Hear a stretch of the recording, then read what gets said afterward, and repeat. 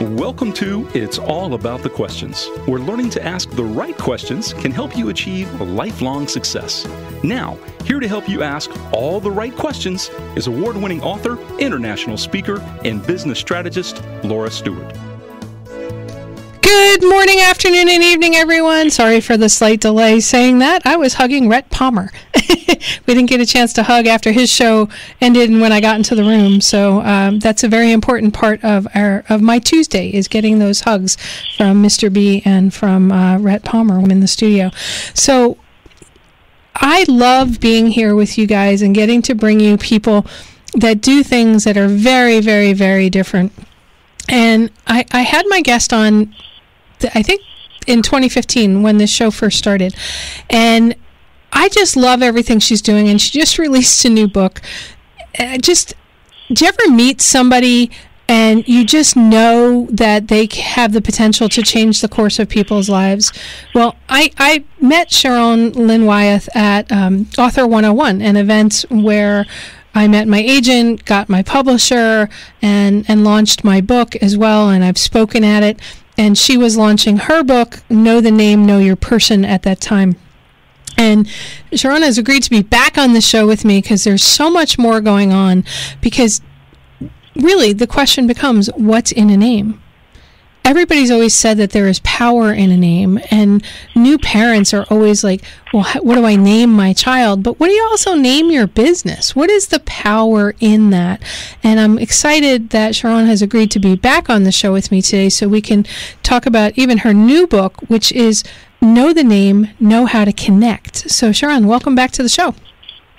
Laura, it's always wonderful to be with you. It's good talking with you again. Yeah, same here. And you know, we always should talk way more than we do, and life sort of gets in the way. And 2019 is my year for not letting that happen with people I love chatting with and getting to know. So 2019 is the year of connection for me. Well, and that's just the name of the new book, is Know the Name, Know How to Connect. Well, isn't that perfect? You'd think it was planned. Exactly. All right. So, I mean, we've known each other for, I don't even know, 6, 7, 8 years now, off and on, you know, that we've known of each other, and the work that you're doing. You've been on NBC, ABC, CBS, Fox. I mean, pretty much every major news outlet talking about what you've done, because you're the founder and creator of Neimology, which is the science and study of the placements of letters in a name. And I mean, how did that come about? I mean, we've always heard that names have power, but you've really proven it. Well, it came about when I was doing the seating chart, my 7th year of teaching. You know, you get the kids' names before the year starts, and you just make some random seating chart.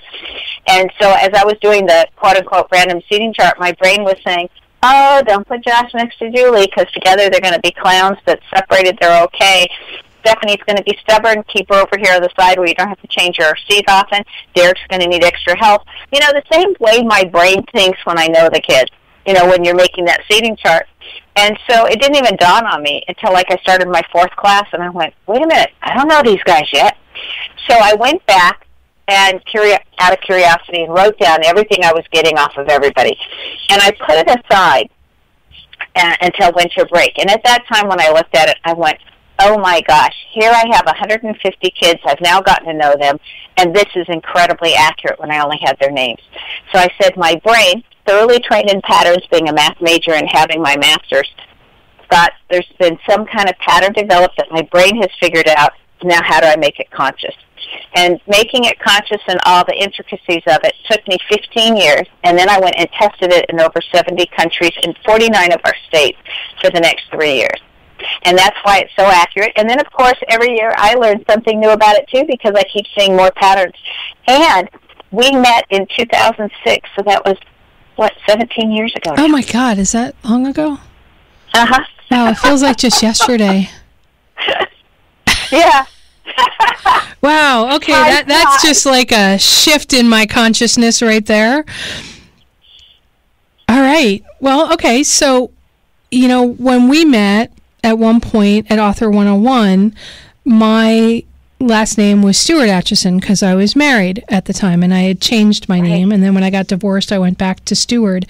And I don't regret it because I feel like things shifted for me tremendously after I changed that. And you weren't born Sharon Lynn Wyeth with the what's the thing over the O? What do they call that? The accent mark. The accent mark over the O.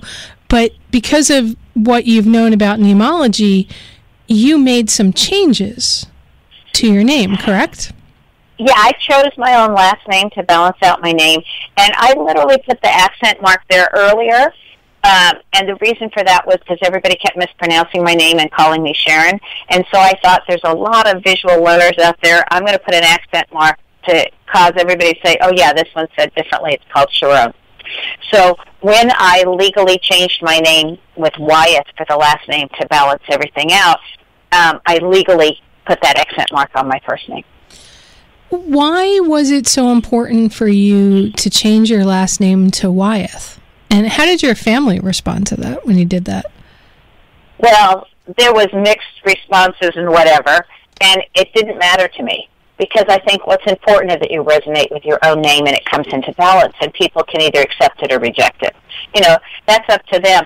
But it's really nice because, I mean, just like with my first name being pronounced Sharon, if the telemarketer calls and says, can I talk to Sharon, I can really say, I'm sorry, nobody lives here by that name. You must have the wrong number, you know?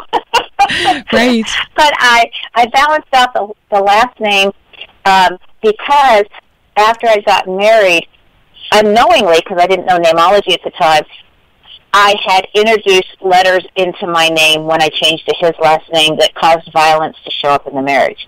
And it takes 7 years to fully integrate that name. And it was really interesting to me that in year 8, violence started in the marriage. And so, I mean, now I see the pattern. But I thought, I need to get rid of this name. And then I didn't want to get rid of it while the kids were young because I've seen, unfortunately, how some people treat them differently when the mom's name is a different last name because I was in education for so long. So I said, I'm not doing that to my kids. So after they got out of school, I went down and said, my birthday present to me this year is I'm getting me a good last name. And by now I knew Neimology, and so I'm living proof that you can balance out a name and life changes. All right, so there's a lot in what you just said. I'm just going to click on one of them, which is you said that that name that you took on introduced violence into your life. Are you saying that if somebody changes their name, they can remove that? Or I'm guessing there's a lot more to it. Because it was not in my birth name, so it wasn't a lesson I came to learn this time or something I had to work through. I literally took it on when I took on whom I call my husband, because he at one time was my husband. Okay, when I took on his last name at marriage, and I didn't have a choice at that time because I got married overseas where the legalities were you had to both have the same last name, okay? Because something in me had already said, I don't want your last name. But if I wanted him, I had to get his last name, okay, because of where we got married. And if you're getting married and the new last name causes your full name to now have 3 L's, you're bringing violence into your world. Okay, let's expand on that, because it's not just about bringing violence into your world. It's about having your best life possible. But I never really truly thought about how you can bring energies and stuff in with your name. Everybody gets born with a name. Their parents give them a name, and very few people ever change their name or change the spelling of their name. So what are some things that people really need to start thinking about as my listeners? Okay, first of all, you would be surprised, Laura, how many people change their name. Really? It's an incredible... Yeah, think about it. So many people, when they get married, they're changing their name. Or they go by a nickname, they're changing their name. Okay. I meant legally, other than marriage and stuff like that. Yes, you'd be surprised. It's an incredible amount of people that say, I don't like this, it doesn't feel right, I want something different. So The birth name is your blueprint for this lifetime, and it literally gives you the 7 reasons why you're here, the answers to how to go about learning those 7 things so that you can complete why you came, and it tells you even the timing of when you're going to be focusing on what. Okay, so that's your total blueprint, and what's running underneath inside you at all times, that all comes from that birth name. Then you get whatever name you're going by, and that says, this is my personality, that this is how I am going about my birth name. Now, our first name is the essence of who we are. Our middle name, if we have one, is how we morph or change when we're going under stress. And our last name indicates the kind of people that we are attracting into our world. So when we change our last name, we are attracting a different group of people into our world. And we are always influenced by the people around us. So literally, the people that are influencing you changes, and so that changes your world. Okay, let's give people an example. Feel free to use me as a guinea pig. My middle name's Ann, A-N-N, and it's Laura Ann Stewart with a D, as you know, from all the years we've known each other. So what is, can you take us through, would you mind taking us through something like this? Because I think it's something people need to just sort of grasp, and I'm totally willing to be a guinea pig. All right, so some of what your name says. It says you were born with self-confidence, but then something would happen in your life and you'd lose that confidence, and you would have to really work hard and to struggle and able to regain the self-confidence, but you would manage to regain your self-confidence. It says that you're very likable, that you won't change who you are to get liked, but you know, if you're so likable that if somebody doesn't like you, it's really their issue, not your issue. It also says that you know how to work incredibly hard, and yet you know how to be a great couch potato at the same time. You know, so it's like one extreme or the other. Okay? It says you have a great sense of humor, that you like it when people tell you the truth, you have no tolerance when people are dishonest, you've got a nice rebellious spirit, don't want to be told what to do, would rather be asked. But what's really interesting is one of the greatest challenges that show up in your name is discernment. So it's like your discernment came really the hard way. You had to learn through experiences over and over again and able to develop that discernment because you just naturally trust everybody. And so instead of like not trusting until you've learned to trust them, you start by trusting everybody until you learn not to trust certain ones. You want to make the world a better place. And when you're under stress, you get your most organized, your best production, your best creative ideas. I mean, and you're most observant when you're under stress. Then the type of people that you're bringing to you, the challenges are in your name that you're bringing people that want to become wiser. So that's a good thing, okay, because that way you can serve them. You're bringing people who have fairness issues that want the world to be fair. They can stand up for others but have a harder time standing up for themselves. And that they're very smart. However, you're also bringing people to you that are very stubborn at times and can get in their own way, and that have tempers. So that's just some. And just know I can talk for 2 hours on anybody's name for what I see. Okay, so you mentioned the whole timing thing. Where does that play in off somebody's name? That takes me a while to figure out. That's why I always ask for questions, prior to somebody getting a reading, so I can figure those out. But it literally depends on where you are, what letter you're currently focused on. Okay, and every letter has a value. So depending on what letter you're focused on, it lets me know what years you're going to be focused on those attributes that go with that letter. And I know you do consulting for a lot of people. People call you up, make appointments for you to analyze their names. But you also, and by the way, you were so dead on with every single thing you said there, especially the trust thing. Yeah, it's just absolutely amazing. But you've also been brought on by HR departments to help them hire the right employee. I was just saying that this morning before our call. One of my regular HR people, she called me and she said, here, I have these 9 names.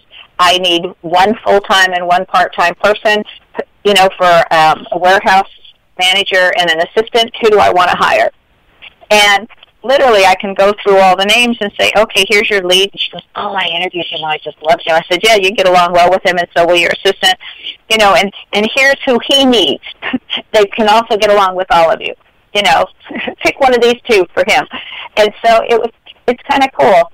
It literally saves the HR person or the single employer or the small business owner, time from hiring the wrong person, needing to rehire, hiring somebody that doesn't have the ethics of the company, even interviewing time.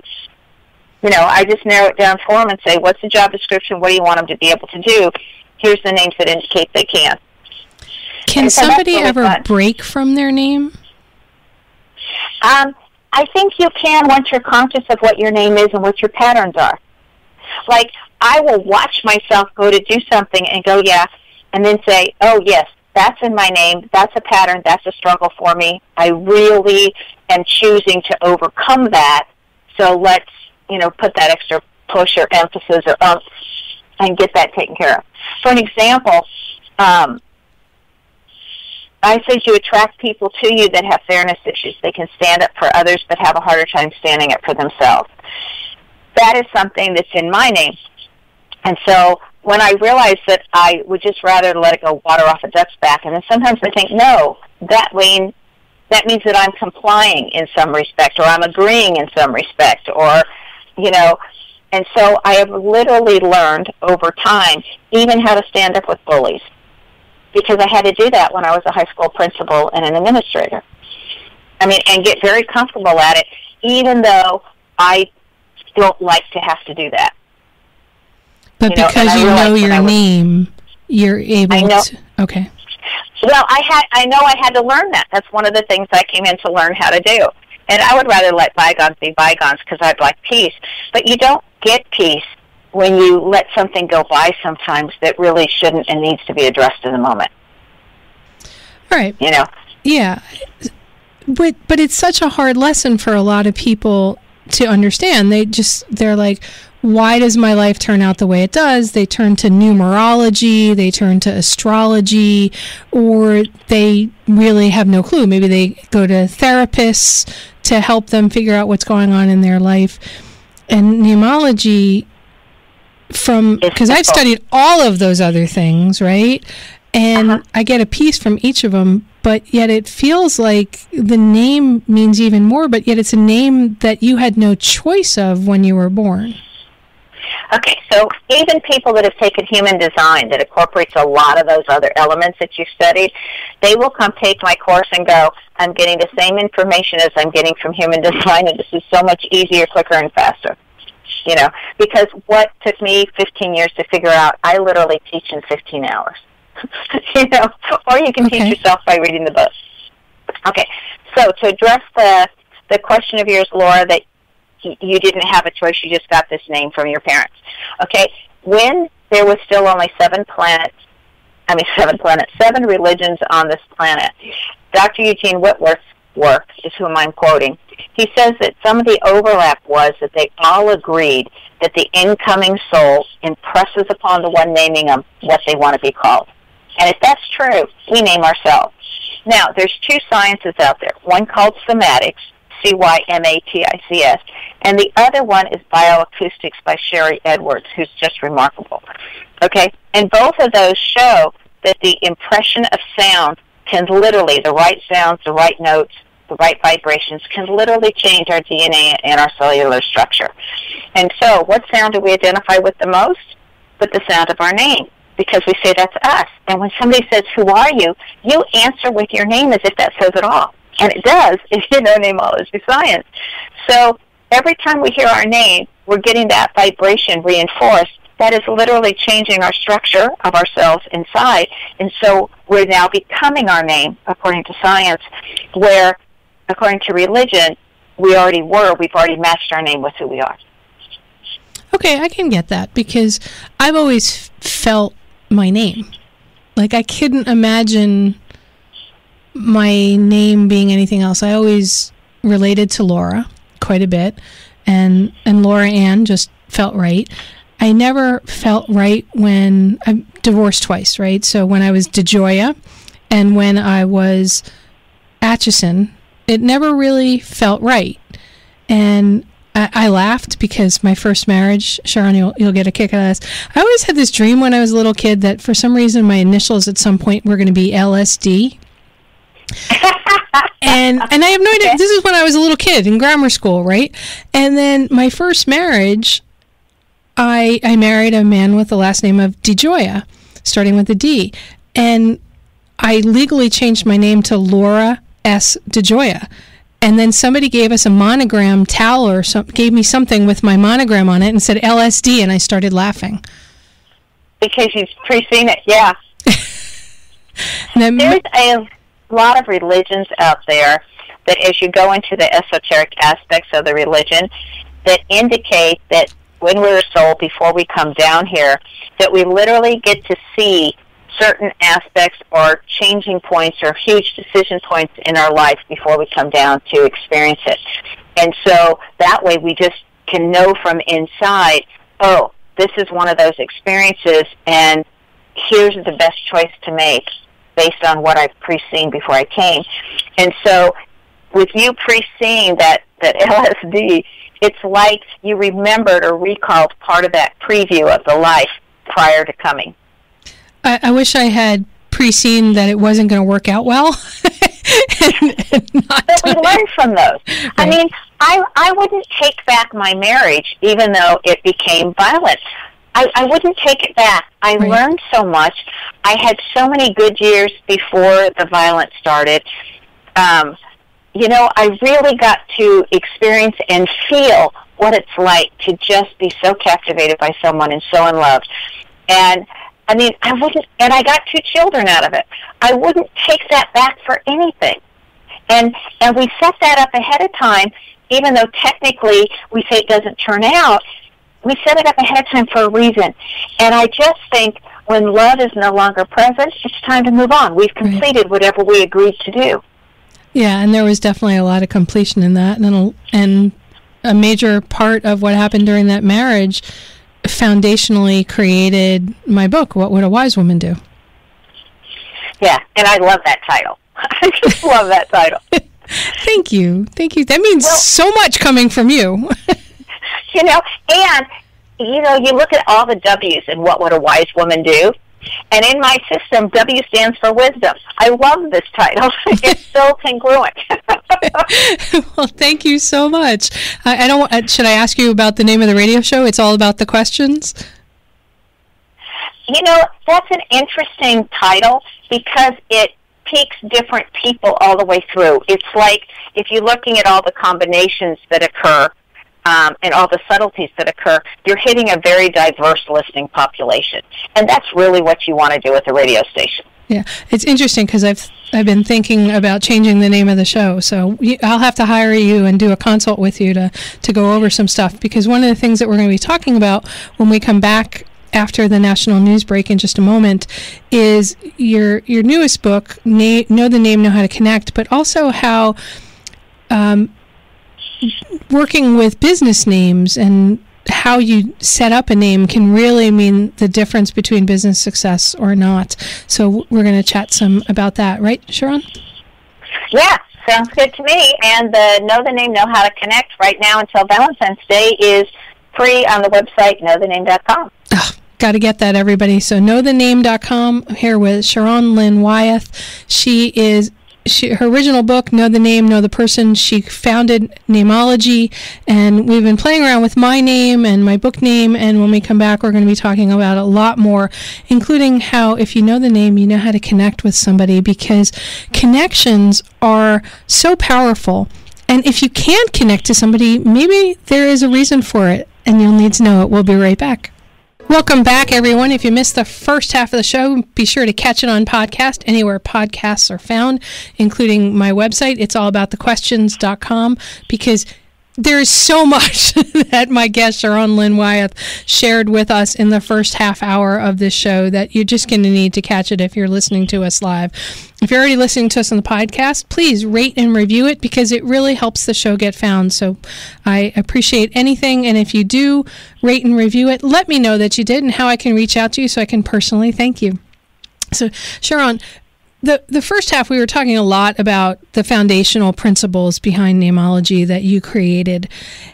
To me, it's a really fascinating topic, because it seems like there are some people in the world that just seem to always skirt through life everything's perfect, everything's wonderful, they have massive successes. Certain businesses seem to arrive on the scene, and from the moment they're created, they're in that sweet spot, and then maybe something happens down the road.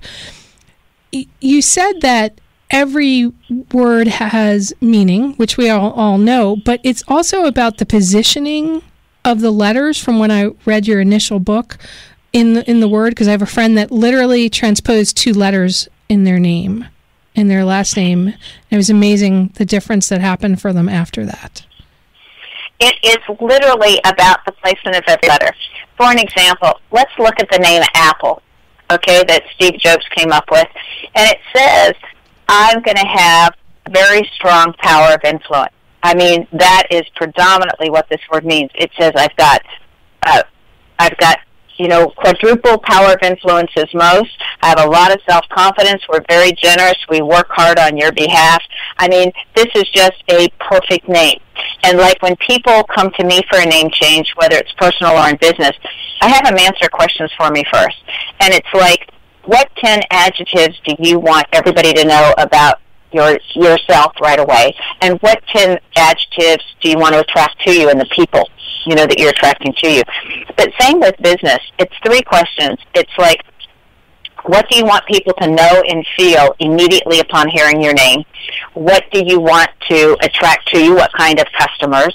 And then give me a very detailed thing. What exactly does your business do? Because it's all got to be in that name. And then I literally play with letters and play Scrabble, if you will, with the different letters and where they have to be to come up with names for businesses. Do you ever come up with names for businesses that really are words that never existed? Like Haagen-Dazs. It's not a real word. They made it up. The answer is yes. I do. And with the exception of pharmaceuticals and pills and stuff like that, it's harder. You've got to put more time into advertisement and introducing that name. It's a wonderful name and it catches on, but it's harder to get it going just at the initial part because nobody's heard of it before. So they always just stop and pause. And yet they feel good about it because of the 10 adjectives that the business person has given to me. So the answer is yes. People pay me to be creative because when they tell me what they want, in my mind, I'm going, this letter needs to go here, that letter needs to go there. I need one of these 3 ways to represent this concept that's in this name here. Because there's always 3 ways to represent any idea. And so you're not just stuck with the same letter if you want that quality. And so the answer is yes. I create the names. Now, some people prefer to give me a big list and say, what's wrong with all of these? Well, I don't do that. I'll wipe out the ones that you don't want, but okay. I'm not going to go through and try to teach the system, in an hour that I have with you or 5 hours that I have with you. Right. Can the founder of the company's name impact the business name, even if the business name is absolutely perfect? The answer is no. The business will carry on. And how it's run, and I say no, but I look at how it's run. He can impact the employees of the business, but the business can succeed in spite of themselves. I mean, again, let's look at Steve Jobs. People have reported that he was not the easiest person to get along with. Right. And that's why he got fired one time and then got rehired. And yet, look how well the company did even when he wasn't there. And look how well it's done even since his death.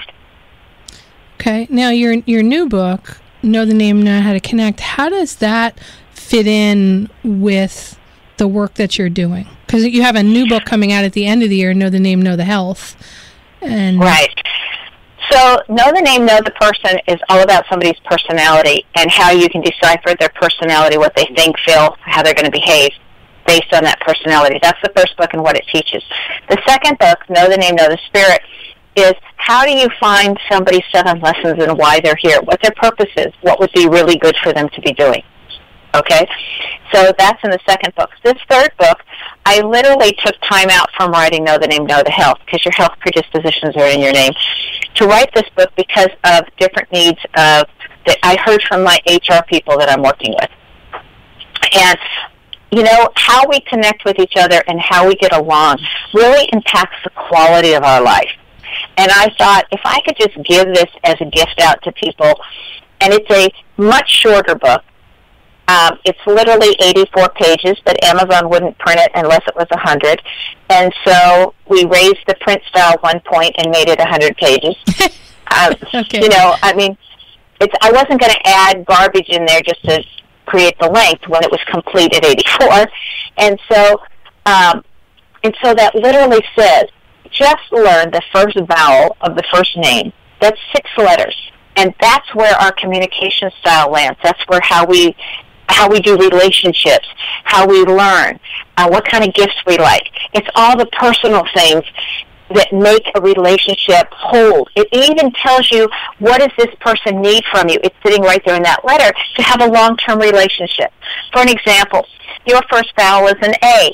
To have a long-term relationship with you, you like your friends to keep teaching you something new. Because if it's the same old, you get bored. Why do I need that person? They're not presenting anything new to me. And so it's to cause you to think. You like friends who cause you to think. And so if you want a long-term relationship with somebody, don't you want to know what's going to have them want you in their life? And so all of that is in this book. And like I said, the e-book is free until the day after Valentine's Day. Okay? So it'll even help you know what kind of gift to get your loved one, for Valentine's Day, so you can get the perfect gift. It's literally, if we just learn those 6 letters, that our communications, our connections can so improve. And so I really wrote that as a very short, simple, fact-filled book to help people improve their relationships so the quality of their life can improve. And I can see how it could be used in networking for business, trying to grow your business. You're walking into a room of people you don't know, or you're at a prospect as a new client, how you could use some of those techniques. If A is their letter, they like to learn something new, so maybe you share something different with them.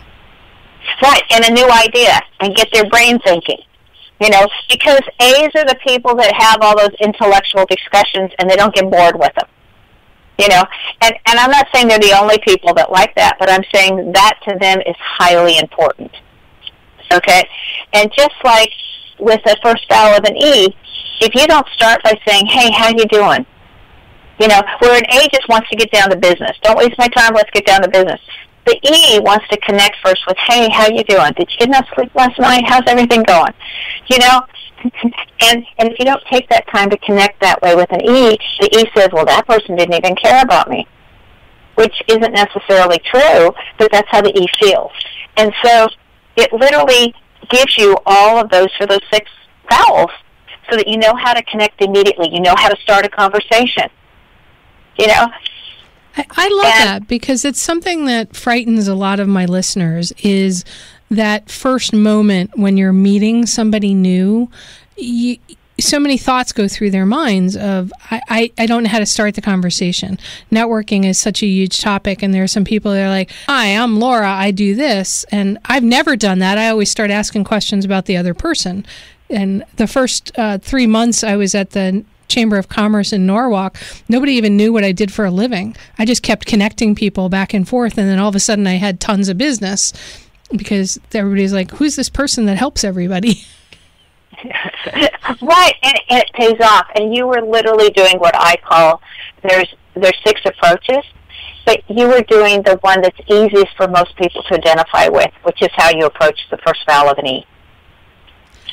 And for me, it's really the way I am. I just like helping people, as you've told me earlier.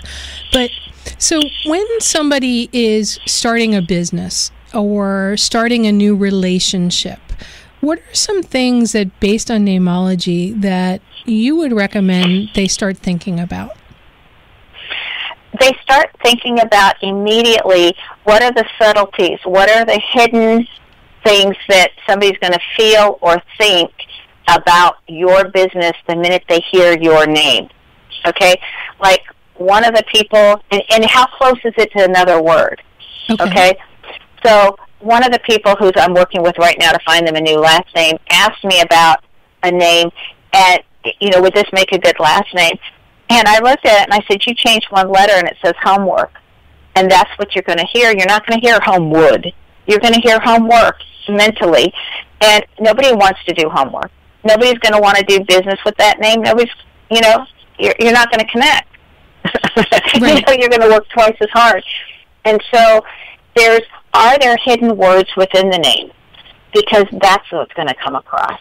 I mean, I jokingly say there are names that have like an ASS in them, okay? And the person's telling you who they are.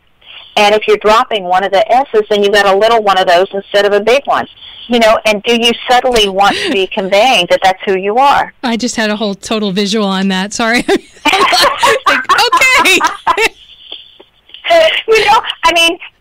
And so you want to look at that. I look at names like Madeline. And the people that I know that have named Madeline, when they were kids, they did not like their circumstances, and they had to learn how to deal with being mad all the time. But look what you're calling them. You're calling them Madeline. Right. But, Okay, but then you get names like Moon Unit Zappa. Yeah, but it's just the letter of the placements in there. Okay. But I'm just saying that if you've got a hidden word in there, right, gotcha. to really look at that, because that's also what you're conveying, besides just what you're conveying, subliminally because of the placement of the letters and what they mean. And when you're creating a name for something, you want it either easy to spell or easy to say. Because if we can't say a name or pronounce a name well, that person doesn't get as much business. Because we're not comfortable with how do you really say that name? Just like, for an example, Neimology, I couldn't trademark the word name. So I could not spell it N-A-M-E-ology. Instead, I used the Latin spelling N-E-I-M, ology, even though I still pronounce it Neimology. Okay? When I had my email address as Neimology at whatever, I didn't get that much email. The minute I changed it to info@knowthename.com, my box now gets flooded all the time. Because it's easy for people to find. They have a connection. It's what they search on. It's what they're looking for. It makes sense. And they know how to spell it. Right. And it's simple. And so, there's little things that, even though my science is named Neimology Science because that's how it's trademarked, right? But there's little things that you can do like that when I'm working with business people, that I look at what they're doing. I look at their websites. I look at everything, and I think, here's where you're losing people because of your wording. For an example, words and the letters in the words are so important. I was at a huge conference, and the speaker is very dynamic and very successful, but she says, my team and I are up here, and I want you to use us. And I thought, I don't want to use you. That says that it's not an equal exchange. I would like to utilize your services, but I'm not going to use your services, and I'm not going to use you. Okay, that makes a lot of sense. Just changing from use to utilize. And so when I'm looking at somebody's written word all the way through their websites and everything, I'm looking for subtle changes like that can cause somebody to turn off and not realize why they turned off, because they didn't want to be used. Instead, utilize them. That's just one small example. And yet it's so important. And if we're using too many of the same letters that convey distrust, or too many of the same letters that convey I'm not flexible, you're going to lose business. I remember when we were at the Author 101 event, and Gary W. Goldstein, the movie producer famous for Pretty Woman, was there, and he was fascinated by you and how you could help determine names of characters in movies. And, of course, every author there wanted to pick your brains. Well, what do you think about this name that I used in my book? It's fascinating to me that we never really think about it. It's very subtle, but it's such a major part of the world, the names. Remember that great song that everybody loved, The Boy Named Sue? Yes. Well, in the word Sue, 2/3 of the name says humor. He's used every way that you've got a sense of humor. He's used that in that name. And so therefore we could all see this guy's going to make fun of his own name also, and they're all going to have a good time with it. Okay? And it worked. It would not have worked if he said, you know, the boy named Bruce. Because when we hear of Bruce, we think of Brutus. We think of Popeye and Bruce. We think of, you know, some strong man like Bruce Willis. You know, we think of the he guy that doesn't necessarily have a sense of humor but gets the job done, even though he does have a sense of humor. But it's not that kind of a humor. And so had he named his song, you know, making fun of the boy named Bruce, you know, or another female name that we take and we look at as very serious, like Elizabeth, you know, we wouldn't think of the boy named Elizabeth. That's not funny to us. No, it's because there's not enough humor letters in there, you know. And so picking the right name that lets us all know, yeah, that person could do that, because subconsciously we all know it. I just made it conscious, you know. So it's very important. I gave a workshop when I was just new at doing Neimology science, and a friend set it up for me, and I gave a workshop to authors in Hollywood. And what most of them did that caused them to be successful was they named their name very close to somebody they knew that was like that. So they got the essence, or most of the essence of it, without having to just literally use the same name. Okay, like they change a letter here or there. But if you know Neimology science, which is really nice, you just pick from your qualities, what do I want my character to be like? Well, then he needs this letter, that letter, that letter. And then you name them, and we all believe it. All right. Now, if somebody picks a nickname, and you're, say we're at a networking event or we're in business, and you meet somebody and they're introduced as their nickname, how do we connect with somebody like that if we don't know their other name? Does it matter? I love that question. The nickname is who they want to be seen as, if they're picking it for themselves. And so they're saying, I want you to see me as this part of who I am without you seeing me as all of who I am. So you're addressing that part of who they are, or who they're working on, or those aspects of themselves that they're working on now. However, most nicknames are not, we don't give it to ourselves. Other people give us nicknames. And if we respond to them, you know, we answer to that nickname, they're telling us, I only want to see these aspects of you. Please don't show me the rest of you. You know, I find it fascinating because I've never been given a nickname ever. Everybody just always called me Laura, although occasionally somebody will call me Linda, which I laugh. But so you're saying that if somebody gives you a nickname and you accept it, you're now taking on that without even really necessarily understanding all those different pieces. Exactly. You're now adapting to what part of you they want to see, and that's the part you show them. And think about it, where so many parents give their kids nicknames that end in Y. Okay? Right. Well, Ys are chameleons, and they can get along with everybody because it's very important to them to be liked. So they will adapt to the people around them naturally and only show that part of them that the other person can like. So when a parent's giving the nickname that ends in a Y, they're literally saying to the kid on a subconscious basis, make yourself more likable so it's easier for me to love you. Oh, wow. Yeah. My mom was born Barbara Ann, and a neighbor, there were too many Barbaras apparently in the neighborhood, and she became known as Nancy.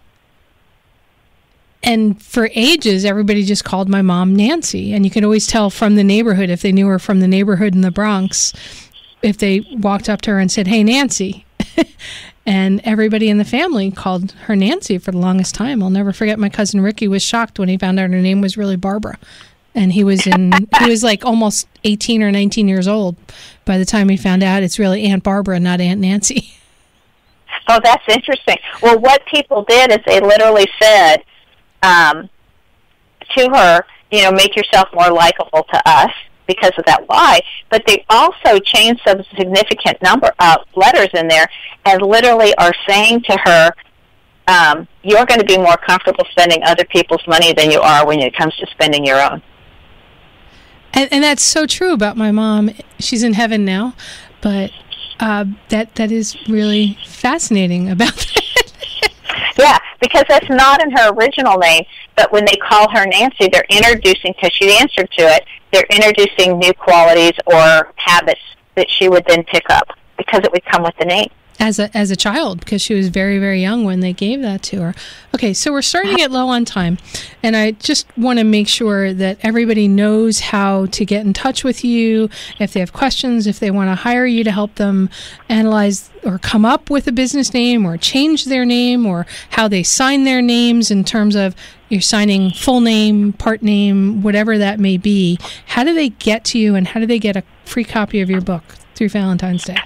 If they go to the website, knowthename.com, there's a contact thing that's easy to get a hold of us, or info@knowthename.com comes directly into the office. And then the free book, the download is on any page other than the front page, so you've got to go exploring. It's on every other page where you can download right now. There's a button that says download your free ebook here. And also on the front page, there's a lot of information. There's the latest interview with Coast to Coast that's on there. Your interview will go up on the media page. So there's plenty to look at and plenty to see and plenty of information. And then there's even a link on knowthename.com, and that's the least expensive way to order any of the books, by the way.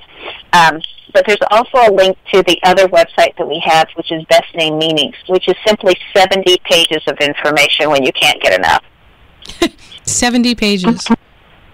70 pages on Best Name Meanings. And it's just information. There's no sales pitch. There's no link to buy a book. There's nothing. It's just information on that, on bestnamemeanings.com. But Know the Name, you can listen to past interviews, even the one I did with you. You can listen to... you can get any of the books. You can get the description of all the services. I have a thing where you can schedule yourself. And then it says, fill in this is the information I need. And that way it makes it more convenient for you. I mean, it's a self-serving thing where it can serve you for whatever your needs are on the website, knowthename.com. And, you know, you've only given us a little taste of what the information is in your books, including your first one, Know the Name, Know the Person, and your website. And I just really want to thank you so much for being back on the show with me. Always a pleasure, Laura. Anytime for you. Thank you. You know, that means such a lot, because this is my passion project. This is something that I think is so important to introduce people like yourself, to help people understand who they are as people, who they are as businesses, because it doesn't have to be the way you think it is. Maybe making some different changes or understanding something about yourself can completely shift the next part of your life. Well, what's really cool about a name is all your solutions to all your problems are in a name. It not only says what you came to learn, but it gives you solutions. And you can compare two names and see where the issues are and who needs to take action and what needs to happen. I mean, names are so cool once you know how to read them. Oh. So everybody go to knowthename.com, grab your free copy of Know the Name, Know How to Connect, and hook up with Sharon, because she's really awesome. Thanks you, everybody, and remember, the right questions can change your life, so what are you asking today? Have a great day, everyone, and know your name. You've been listening to It's All About the Questions, starring Laura Stewart. Connect with Laura at it'sallaboutthequestions.com and download a free workbook that will help you ask better questions starting today.